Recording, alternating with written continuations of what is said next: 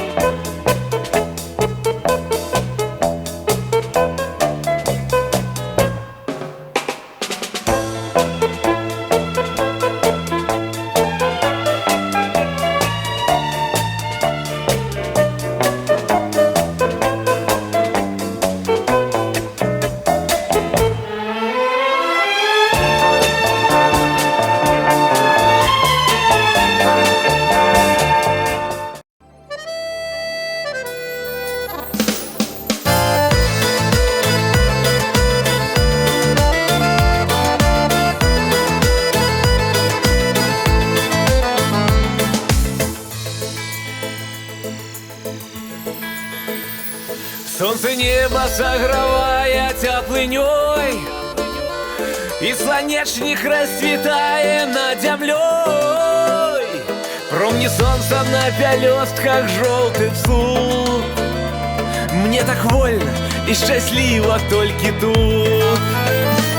Только тут земля спевая больше нигде, что не стежка боровая, то вяде.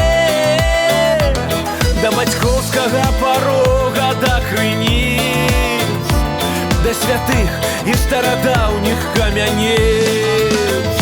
А для счастья мне потребны родный край и родный дом, Богу сердце, солнце в небе и слонечник под окном. Хай смывая пыл дорожный теплый дождь, вабит далеч нас чужая.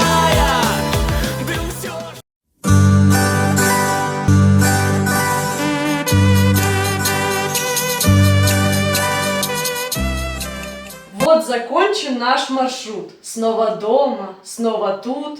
С нетерпением вас ждем На семейный вкусный плов.